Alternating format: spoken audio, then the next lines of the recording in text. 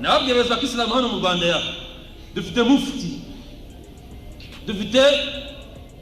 bana mufti na biroyi, tukagira imamu w'intara, imamu w'umuji, tukagira abayimamu w'uturere, tukagira n'abayimamu w'imisigiti. Aba n'abayobozi bacu tugomba kuba abayisilamu. Izi nzego kwa rero ni Perezida Paul Kagame bafite iteka, ntabwo abayoboye idini, abayoboye duniya niyo muyobozi wabo. Sindayigera n'umuhagararizi, ntabwo tumwumvira, turamwumvira. nababwiye beza ko Islam hano mu Rwanda ya dufite mufti bana mufti na biroyi, tukagira imamu w'intara, imamu w'umuji, tukagira abayimamu w'uturere, tukagira n'abayimamu w'imisigiti. Aba n'abayobozi bacu tugomba kuba abayisilamu. Izi nzego kwa rero Abayisilamu nababwiye ko ari Pepe afite ikibazo cy'uburwayi, afite ishyari, afite hasad, kandi ntabwo aramenya yuko we arwaye. Niba mwumvishe neza aya magambo yiwe, niwe wese wayivugiye abwira abayisilamu ati twubahe mufti w'u Rwanda. Abayobozi ni mufti w'u Rwanda, biro ye, ndetse na imamu w'intara, imamu w'akarere, imamu w'umusigiti. Aba bantu tugomba kububaha. Arabishimangira avuga ati aba bantu tugomba kububaha. nababwiye beza ko Islam hano mu Rwanda ya dufite mufti. Ntabwo byemewe kuva ku muyobozi wa Islam amanyanga yose yakora, ntabwo byemewe ngo umuhungu. Ariko kubera yuko aka kanya uri gushaka ubuyobozi kuko wabubuze, aka kanya kubera yuko iterambere ry'abayisilamu riri kugerwaho kuko utaririmo, kubera uburwayi bwa kiburi, kubera uburwayi bwa hasad, ubu aka kanya nibwo utangiye kujya ubwira abayisilamu uti abayobozi b'abayisilamu ntabwo ari mufti, ntabwo areba imamu, kandi ari we wabyivugiye. ya indaka almarad, ufite uburwayi. Nongere mbikubwire ko ufite uburwayi kugeza naho wibagirwa amagambo wirirwa uvuga. Dore ni nayo mpamvu na Faraji ubu burwayi atangiye kubugwamo, nawe atangiye kubugwamo kubera yuko mwirirwa mumukoresha. Hari abasheka bisa hano mu Rwanda, hari n'undi uba sinzi hehe, uyo we yigize umuntu wagira manake ngo ni umuntu manake utafikiri ni malaika mwenye alitokaga. Turi kumva bitari byiza, reka tukugira inama, ibi bintu bireke, reka tukubwire duti ahangaha warengereye.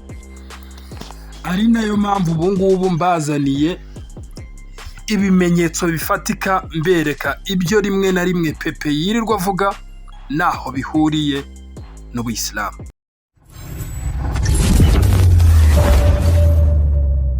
Nako nkubwira ko dufite amarange meza muri Life Paints. Dufitemo amarange meza cyane, amarange ushobora gutera ku nzu ikamera neza, ntabyo kuzana ngo hirya no hino ngo byagize gute. Ni muri Life Paint tukufitiye amarange rero meza kandi y'ubwoko bwose bugiye butandukanye. Duhamagare niba ushaka kurangura cyangwa kugura kuri 078 67 23 053. Nuko nguko bimeze. Assalamu alaikum wa rahmatullahi wa barakatuh. Reka ngusuhuze ari nako kandi nkwifuriza gukomeza kubwubwa neza n'ibyo urimo bigiye bitandukanye. Amazina yanjye ni nkuko bisanzwe. Wowe nshimira wowe wamaze gukora subscribe, n'iby'agaciro gakomeye cyane. Uhari kubera yuko duhari, kandi natwe duhari kubera yuko muhari. Niwo mwanya mwiza wo kugira ngo rero uyikore. Niba nawe kandi utarayikora, uyu niwo mwanya mwiza wo kugira ngo uyikore. Niba utaradukunda, reka nkubwire ko bizarangira udukunze. Bitatu ushobora kwigira ku ikosa, uzatekereze ku ikosa, ari nako kandi uzagyigireho, hanyuma ufate icyemezo kutazigera wongera kurikora na rimwe. Uti uyu munsi tugiye kuganira ku uyu munsi mbazaniye fact, mbazaniye ibihamya byo kubereka ibintu byinshi nagiye mbabwira. Rimwe na rimwe akenshi iyo turimo turababwira kuri uyu bita Ali Pepe ndetse n'uyu mugabo bita Faraji, kenshi abantu badutera amabuye, kenshi abantu baravuga ngo namwe ngo mwirirwa mu matiku, ariko reka mbazanire iri jambo uyu mugabo yivugiye, hanyuma nindangiza mwiyumvire amagambo bwa mbere avuga. Nababwiriza ko Islam hano mu Rwanda dufite mufti na biro ye, tukagira imamu w'intara, imamu w'umuji, tukagira abayimamu b'uturere, tukagira n'abayimamu b'imisigiti. Aba n'abayobozi bacu tugomba kuba abayisilamu, izi nzego kwa rero. Mwongere mwumve nanone bwa nyuma iyo agarutse uburyo anyuranyamo amagambo. Ni Perezida Paul Kagame bafite itegeko, ntabwo abayoboye idini, abayoboye duniya n'umuyobozi wabo. Sindayegera n'umuhagararizi, ntabwo tumwumvira, tukamwumvira. Ukahita wibaza ngo wowe umukurikira, wowe umufana, wowe udatekereza ku byo avuga, upfa kugendera mu kigare, jya wibaza kuri ibi bintu urafata ibihe, ko ari ibyo yemeje uyu munsi ejo yabihakanye. Wowe umukurikira, wowe umufana, urafata ibihe. Ese umunsi uzabona yagarukiye abayobozi b'abayisilamu mu Rwanda, wowe uzaba uri hehe? Hadha su'al, icyo ni ikibazo nkubajije. Bayisilamu, Allah muri Qur'an suratu Muhammad aya ya 4, Imana iravuga iti afala yatadabbaruna al-Qur'an am ala qulubin akfariha. Ese abantu mujya musesengura iby'Imana yatweretse, ibimenyetso by'Imana, abantu mujya mubisesengura cyangwa imitima yacu irafunze? Kubera iki mvuze iyi aya? Iyo ndebye uyu Ali Pepe, ngewe navuze yuko nzamwita Sheikh igihe cyose azaba ari kuvuga ibintu by'ukuri, ibintu binyuze ubwenge. Naho igihe cyose umuntu avuga ibintu bimeze nk'ibitekerezo by'abana, ntabwo ndi kumwe nawe, naridekaraye kabisa. Ngewe nzamwita Sheikh igihe nzabona ari ku murongo mwiza wo kunga abayisilamu, wo gushyira abayisilamu hamwe, wo kutazanamo amacakubiri, wo kutubahuka bamenyi be. Umuntu niyo yaba yarakwigishije alif, uba ugomba kumwubaha, niko ubuyisilamu butubwira. Rasul sallallahu alaihi wasallam aratubwira ati tugomba kubaha abakuru, ntabwo ari muri twebwe wa wundi utubaha abakuru. Birababaje, biteye n'agahinda kubona uyu Ali Pepe yubahuka abarimu bamwigishije, yubahuka abamurusha imyaka, yubahuka abo biganye, yubahuka maskini. Gusa abayisilamu narababwiye ngo uyu mugabo afite uburwayi, kandi mukwiye kwegera umuntu mukamugira inama nyakuri, apana inama yo kuza kumufana, yo kumushuka, yo kumushungera. Abayisilamu abitwa ko ari abafana be, muramushungera, ntabwo mumwereka ko muri kumwe nawe, ariko muramushungera, muramushuka. Nigirira inama rero umuyisilamu umukunda by'ukuri, ushaka yuko Allah atazamubaza ibintu nk'ibi ngibi avuga, uyu munsi akabivuga, ejo akanyuranya nabyo, ejo akabeshyera Allah, ejo akavuga aya zitarizo, cyangwa akazisobanura mu marangamutima ye. Uwumukunda by'ukuri agenda amwegera mubwira ati ibi bintu bireke, ngwino wegere bagenzi bawe mufatanye gukora da'wa, ngwino wegere abayobozi mufatanye gukora da'wa. Ibi bintu byo gusebanya, ibi bintu bya kiburi mu bireke, aho uzaba umugira inama nziza. Allah muri Qur'an yaravuze ngo ya ayyuhalladhina amanu, yemwe abemeye Imana, mwumvire Imana, munumvire n'intumwa yayo, munumvire n'abayobozi muri mwebwe. Umuyobozi uwo ari we wese uwo ari we wese, yaba uwo mwitoreye, yaba uwo wasanze baratoye, uwo nguwo aba ari umuyobozi. Umuyobozi w'abayisilamu ni mufti w'u Rwanda, nk'uko yanabyivugiye, kumanuka ku nzego zose kugeza kuri imamu w'umusigiti. Yewe uretse n'ibyo, n'umuyisilamu bitoreye hariya ku musigiti aba ari umuyobozi. Hari umuyobozi w'urubyiruko uhagarariye urubyiruko, uwo nguwo aba ari umuyobozi, abategetswe kumvirwa.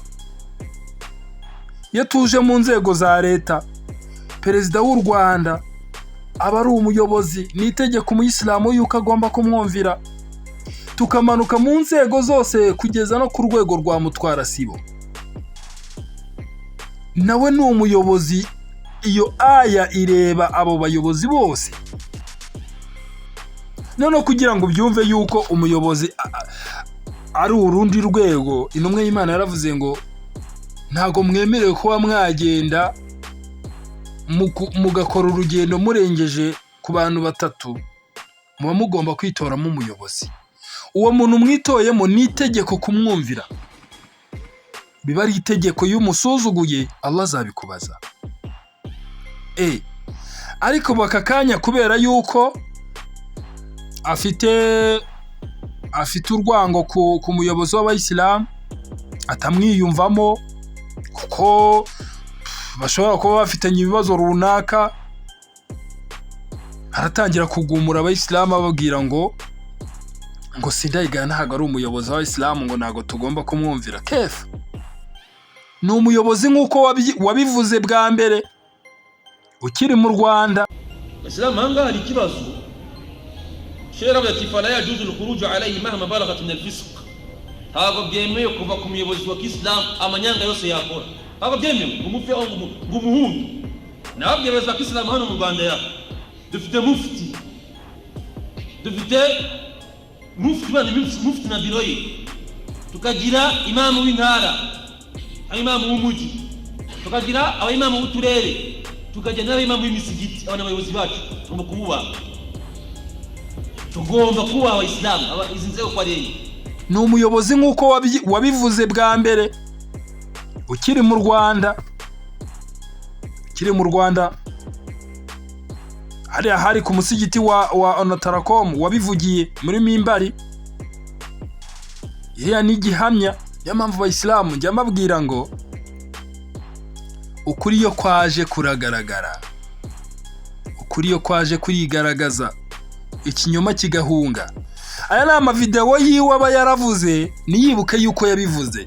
Aka kanya icyo nkundira internet, igarura bya bintu, iragenda ikabigarura. Aka kanya hari igihe n'aya magambo yo kuburi guvuga ko tutemerewe kubaha abayobozi b'abayisilamu, hari igihe bizongera bikagaruka. Niyo mpamvu rero umuntu akwiye kukugira inama, jya nkubwira ngo akabikora kabizi kajya imboga mwaruguru hepfo baretse, kandi urushishi rwahanuye inzovu bitangana. Jya nkunda kubikubwira. Nongere nkubwire ngo nubona abazimu bazenguruka iwawe, ntuzangire ngo ni wowe uzi guterekera kurusha abandi. Icyo kinyarwanda ugomba kucyumva. Ubu tugiye kujya tuguha ikinyarwanda kubera yuko aya zo n'ubundi ntago ukizumva, n'ubundi kuba uzihindura ukazisobanura mu marangamutima yawe, n'ubundi nta muntu waguha dalili ngo uyumve. Ariko reka tuguhe ikinyarwanda noneho, tuguhe imigani. Gusa ukwiye gutekereza cyane. Gusa ari pepe hari ibintu byinshi rwose iyo ndi kumva witereka hariya ugafata telefone warangiza ukarikodinga ngo ugiye kurwanya RMC. Ndaguseka cyane. Gusa nanjye nkubwire ngo izo propaganda izo zirashaje cyane. Ari pepe nanjye nkubwire turi 2025. Gerageza ukure mu mutwe. Buriya gukura si imyaka, ahubwo gukura ni mu mutwe. Birababaje biteye n'agahinda kubona umuntu ashobora kuba afite imyaka iri hejuru ya 30, ariko ukabona mu mutwe we hari kubara nko mu myaka rwose nk'umuntu ufite imyaka 5 biba bibabaje cyane aho umwana w'imyaka 5 ashobora gutekereza akavuga nyine akabona ibitekerezo bye biri hafi. Nawe mu biganiro byawe rero rwose ufitemo ibitekerezo by'abana pe rwose nk'umuntu njya mbyumva cyane pari raporo y'uburwayi bw'ishyari, uburwayi bwo guhora ubona ibintu byose ukabibona nabi kubera yuko ibikorwa bigerwaho utabyisangamo, utari mu Rwanda ngo iryo shyari riragufata. Rero igihe turi kujyamo intumbero igihugu cyacu gifite cy'u Rwanda, izo propaganda zo kumva yuko hari abantu runaka uzangisha umuryango w'abayisilamu mu Rwanda, tugukuriye agahukunyo rwose, ibyo byo ntago uzigera ubigeraho, nta butekereza, ahubwo n'abantu wenda banatekereza ko muri kumwe kuri iyo gahunda ushobora kuba unashyuka. Icyo rwose kiri kure cyane, nk'uko utafata umubyeyi wawe ngo wowe umubyare, nk'uko uzi neza ko utafata umubyeyi wawe ngo umubyare, ni nk'uko n'ibyo bintu nabyo bitakunda. Niyo mpamvu rero tuza aho uri rwose, utuze ukorera amafaranga, dore ukwiye gutekereza ku iterambere ryawe. Gute ubu mu mutwe wawe ugenda ukabika abashehe, jya numva wirirwa mufti w'u Rwanda wamwishyizemo, ntacyo uzamutwara, Allah arahari, nta kintu uzamutwara. Abashehe bo mu Rwanda ntacyo uzabatwara, kwirirwa ubasebya, kwirirwa ubavuga nabi, kwirirwa ushaka impamvu izo arizo zose zo kugira ngo wigaragaze nk'aho uri umushehe. Buriya rero wowe utari hano mu Rwanda, reka nkwibire n'akabanga, wowe utari hano mu Rwanda, iyo abantu abayisilamu barimo barakumva, twebwe duhura n'abayisilamu kenshi, twumva ibitekerezo bagufiteho, baba bari kuguseka cyane. Buriya ntuzagenda urebe kuri za platform ziriya za YouTube, kuri TikTok, kuri Instagram niba uyibaho simbizi, no kuri za Twitter sinzi niba uzibaho, ntuzabone ziriya comment baba bakubwira bari kugushungera. Buriya abanyarwanda ni abana beza cyane. Umunyarwanda araza akaguseka, uzi ngo ari kugusekera. Njye nabibonye ejo bundi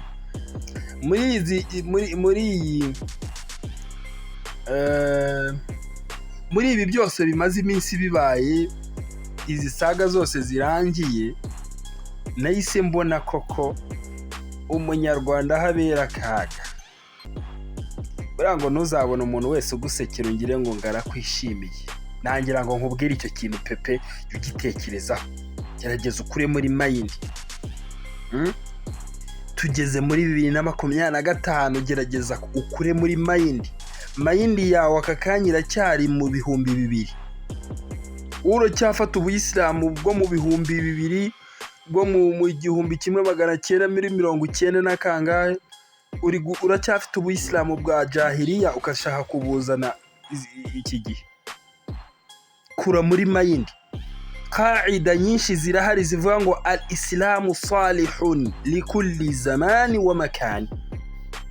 Izo ni qaida zihari zigaragaza ko ubuyisilamu bwo ku gihe cy'intumwa y'Imana bwari busobanutse kiriya gihe, kandi ngo buzasobanuka no muri iki gihe turimo burasobanutse, ndetse n'igihe kindi kizaza buzahora busobanutse. Hamwe n'ubwo ibihe byo bihinduka, ubuyisilamu bugendana na update z'icyo gihe kandi bugahora busobanutse.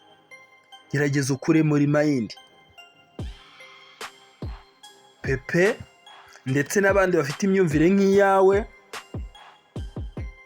mukure muri mind, mukure mukure mu bwenge apana mureke gukura mu ntuza mu myaka. Nicyo umuntu aba ababwira. Nongere nkubwire ngo urushishi rwahanuye inzovu bitangana. Dore ko Allah nabivuga neza, fadhakir. Nzazamora nkwibutsa pepe, ngewe nzazamora nkwibutsa. Kuko ibitekerezo ufite maskini, nkunda no kubivuga kubera uburwayi wifitiye bw'ishyari n'urwango, no kubona ko ibikorwa byose RMC ikora wowe yita ureba mu bikorwa bibi, ureba mbese wowe uza mu ndoro yawe, itoroshi yawe yo izije gushaka ibibi. Icyo ni ikibazo gikomeye cyane. Ni nayo mpamvu nkubwira ngo abayisilamu iyo twebwe tuganira nabo, twebwe tuba twumva ibiganiro byabo, ibyo baba bagutekerezaho, nta muntu uri kumwe nawe. Niyo mpamvu uzaza ubona n'ibikorwa RMC ikora, abayisilamu baritabira bakaza bagashyigikira umuryango w'abayisilamu mu Rwanda. Nongere mbikwibutse, barawushyigikira. Ibyo wakora ibyo ari byo byose kugira ngo ushake kubabwira ko nta kintu bakwiye gukora, bari tayari gushyigikira umuryango w'abayisilamu mu Rwanda. RMC bari tayari gufasha abayobozi b'abayisilamu mu Rwanda. Ba bandi we wavuze ngo ntago ari abayobozi, abayisilamu bari tayari. Ahubwo biransetse cyane iyo uri kwivugisha kuriya kugira ngo ushake kwereka abayisilamu ko nta buyobozi bafite, uribeshya. Abayisilamu bari tayari. Rega abayisilamu b'iyi myaka batandukanye n'aba 2000. Kiriya gihe kwiga byari ikibazo, mu 2000 kwiga abantu byari ikibazo, abantu bari batiga. Ubu muri iyi minsi abantu barize. No kuba wajya mu bana b'imyaka 10 kugira ngo ujye kubazana mentalite nk'izo ntago bakumva. Abana barasobanutse, bafite akili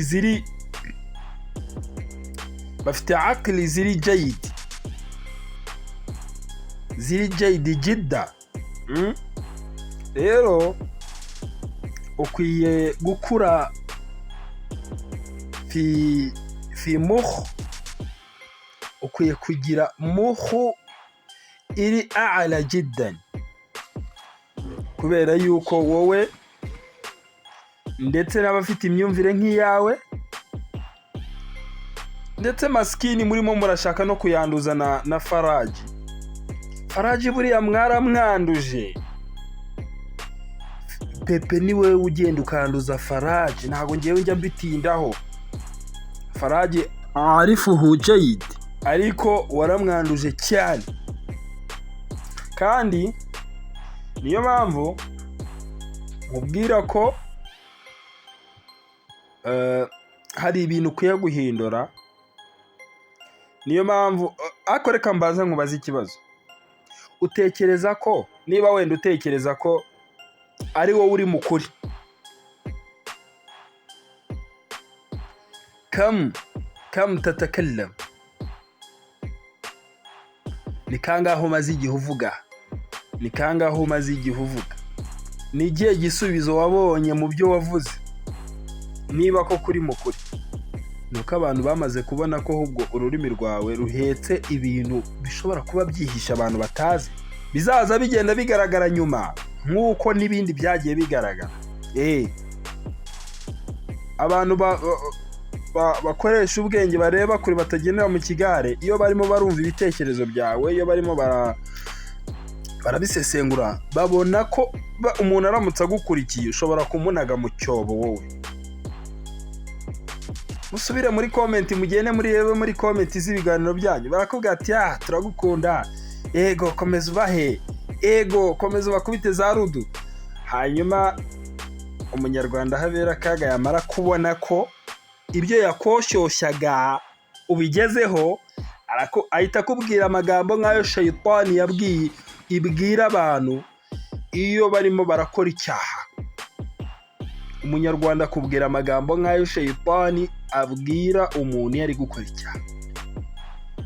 Pepe bahita bakubwira ngo umunyarwanda ahita akubwira ati njye ndi kure y'ibintu rero urimo ibintu urimo byo gusebanya, ibintu byo gutukana, njye ndi kure yawe ntago turi kumwe. Iyo umaze kwisanga mu makosa, iyo umaze kwisanga mu byaha, wa muntu wakubwiraga ngo ndagufana, komeza ubahe, komeza ubakubite rudu, turagushyigikiye, ahita akubwira ati sha njyewe ibintu urimo ndi kure yawe, ugenda ubirebe. Ingero zirahari sa aburibuka mithil. Urugero rurahari umuntu yaruguha rwose. Tafakkar ya akh, tafakkar au tafkiran. Ntukagende mu kigare ya kabi ni ukubona umuntu ngo yarize ariko ukabona umuntu maskini ibitekerezo bye bimeze nk'iby'umuntu utarize. Bashobora kugera ku bujiji bubaho bwa nyuma, haba harimo abantu bize. Rero tafakkari ya akhi, tafakkari. Ndabizi neza ko ibyo nkubwira ubyumva neza cyane, ariko ikibazo ni kimwe. Ud'u rabbak, saba nyagasani wawe agukize marad, agukize uburwayi. Saba nyagasani wawe agukize uburwayi ya akhi. Fahadha huwa mushkila. Cyo nicyo kibazo nyamukuru. Wa fil khatam, insoza rero nanjye ngo nkwibutse icyo kintu, nongera kukwibutsa ko urushishi rwahanuye inzovu bitangana. Nongera kukwibutsa ko izi femu zibashuka, ziba zibashuka, nta kintu zabamarira, nta kintu zakumarira uretse kuza kugushungera. Ntuzabona abantu benshi bagukurikira ungire ngo bose niko bakwishimiye. Harimo ababa baje kugushungera. Ntuzabona umuntu wese ugusekera ungire ngo nuko akwishimiye. Hari ubu uri kuguseka. Ukwiye gutandukanya ibyo bintu rero, abo bantu ukwiye kubatandukanya, kandi urugero urarufite cyane, ntago ndinda kubisubiramo. Kura ya akhi, kura utuze, uzufatanye n'abayobozi ba RMC.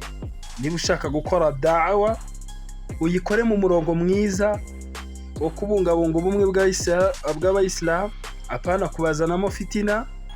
Abayobozi b'abayisilamu barize, banakurusha n'amanota, banakurusha n'ubumenyi, ibyo bawivugisha banakurusha n'ubunararibonye bamaze mu gukora da'wa. Hari ibintu byinshi mwebwe kuri Maidani muvuga mu nirengagiza, mutanazi. Hari ibibazo byinshi Maidani biba bihari, hari ibibazo byinshi, hari mas'ala nyinshi, hari qaida nyinshi mwirengagiza, mupfa guhubukira mukahita mutanga fatuwa ziri aho ngaho. Ubu famiye yose nuko yawe ari abayisilamu ku buryo wasoje dawa irahari aho umuntu agomba kuyikorera hehe. Intumwa y'Imana Muhammad sallallahu alaihi wasallam yohereza Muadhi ila Yemen, yamubwiye ngo iki? Amwe mu magambo yamubwiye ni aya: yasran wala tu'assar. Uzoroshye ntuzakomereza abantu. Intumwa y'Imana mu yindi hadithi yaravuze ngo ad-dinu nasuha, dini ni ukugirana inama nziza. Mu yindi hadithi ad-dini yusra, idini riroroshye, ntabwo ari idini ryo kuza kumvisha abantu ko bakwiye kubaho nabi kugira ngo bumve yuko baba ari abanyedini. Ntabwo umuyisilamu, ntabwo hari abo njya numva bashaka gufata nk'aho umuyisilamu adakwiye kubaho neza kuri iyi si. Ibyo se mubikura ahagana? Ubuyisilamu butubwira kubaho neza, butubwira kugira isuku, butubwira kurya neza, butubwira kwambara neza, butubwira. Impamvu kenshi nkunda kubabwira, nongere ndisubiremo iri jambo, ntabwo tuzigera twemerera umuntu n'umwe uwo ni njye ubivuga. Ntabwo igihe cyose nanjye nzaba ndiho iri dini narisanzeho ababyeyi banjye bararikoreye, barigizemo uruhare kugira ngo ubuyisilamu bube bwaratugezeho. Iyo bataza kubigiramo uruhare nanjye nari kuza kwisanga wenda nari umuyisilamu, ariko ku bushobozi bwa Allah ababyeyi banjye bagize igihagararo ku idini, nanjye nza kwisanga ndi umuyisilamu. Alhamdulillah. Niyo mpamvu rero nta muntu tuzigera twemera kuza gukina ndetse no gushaka gusuzuguza umuryango w'abayisilamu mu Rwanda. Uko uzaba witwa kose, wahindura inyito utayihindura, ariko igihe cyose ibyo twasanze abayobozi bacu, abasaza bacu bakoreye idini, dukwiye kubahereza respect, dukwiye kubahereza indabo zabo. Umusaza uwo ari we wese wagize uruhare kugira ngo aka kanya ubuyisilamu bube bumeze gutya, abapfuye Imana iborohereze, ibabarire amakosa bakoze, ibahembere ibyiza baharaniye. Natwe dukwiye kuza tugashyira hamwe, tugashakisha uburyo iyi dini yacu yakomeza igatera imbere, abana bacu, abuzukuru bacu nabo bakazaza bakomerezaho tuzaba tugejeje. Ntabwo rero uzaza ngo nushaka ngo kugira ngo ugaragaze ko ugiye kubaka, ngo nurangiza ngo ushake kuza usenya ibyo abandi bubatse ubigaragaza nabi. Kalla, ntabwo tuzakwemerera. N'abantu murimo murajya kwiga idini mubyumvireho, ntabwo tuzigera twemerera umuntu wese uzaza aje gusuzuguza iby'umuryango w'abayisilamu mu Rwanda wubatse. Ntabwo tuzamwemerera, ntabwo tuzamwemerera. Uzaze nuba hari ibyo ushaka guhindura, ushimire ibyo abandi bakoze, ukomerezeho. Naho kuza unenga, kuza usuzugura, kuza upfobya. Tumaze imyaka 31 umuryango w'abayisilamu mu Rwanda, ubwo ndavuga nyuma ya jenoside yakorewe abatutsi mu 1994, twiyubaka nk'umuryango w'abayisilamu mu Rwanda. Turi kwiyubaka, hari ibyo twahereyeho guhera kiriya gihe. Uko byari bimeze ubu ntago ariko bikimeze ubu. Mfite ibiganiro byinshi abayisilamu bagenda batubwira uko ubuyisilamu bwagiye bwiyubaka. Ibyo byose muzagenda mubyumva. Twavuye ahantu kure, twavuye ahantu habi, ariko baka kanya ni umwanya mwiza wo kugira ngo ahubwo duhurize hamwe, dushyigikirane, tugere ku iterambere no bya bikorwa binini. Aka kanya ni umwanya mwiza wo kongera kumva umuyobozi wacu, mufti w'u Rwanda Sheikh Musa Sindayigaya. Ni umwanya mwiza wo kumushyigikira muri ibi bikorwa byiza agiye kutugezaho. Harimo za kaminuza, harimo ibitaro, harimo ibikorwa binini cyane, harimo kuzanira banki y'abayisilamu. Ibyo ni ibikorwa abayisilamu dukwiye kumuha umwanya y'imanda, tukamutega amatwi, tukamuha imbaraga, tukamuhereza ukuboko, kugira ngo niyo bitanagerwaho byose, ariko asige abihaye inzira undi mufti uzaza akazaza akomereza. Ariko aka kanya nitumurwanya nta kintu kizagerwaho. N'uwundi uzaza nawe kuko mutamwishimiye, nawe azaza mu murwanye, ubuyisilamu buhorema aho ngaho. Inyungu ni izihe? Yahe rero ubu igihe tugezemo cya 2025 ni igihe cyo gutekereza iterambere, ntago ari igihe cyo kurwanyana. Abantu mujya kwiga idini, abanyeshuri muri kwiga idini aho muri, ubu ni ubutumwa bwanyu mbahaye. Ntabwo tuzigera twemerera umuntu wese uzava kwiga hanyuma narangiza ngo aze ashaka gutesha iby'umuryango w'abayisilamu mu Rwanda wagezeho. Kalla, reka ngushimire wowe tuba twabanye umunsi ku munsi tubana mu biganiro byacu bigiye bitandukanye, nongera kukwibutsa kongera kureba ko wakoze subscribe, hanyuma kugira ngo tujye tubana umunsi ku munsi ujye unabasha kubona ibiganiro byacu mu ba mbere igihe bigezeho. Niba kandi utaradukunda reka nkubwire ko bizarangira udukunze. 3 ushobora kwigira ku ikosa, uzatekereze ku ikosa, ari nako kandi uzaryigireho, hanyuma ufate icyemezo ko utazigera wongera kurikora na rimwe. Amazina yanjye ni nk'uko bisanzwe, reka nkubwire ngo salam shalom.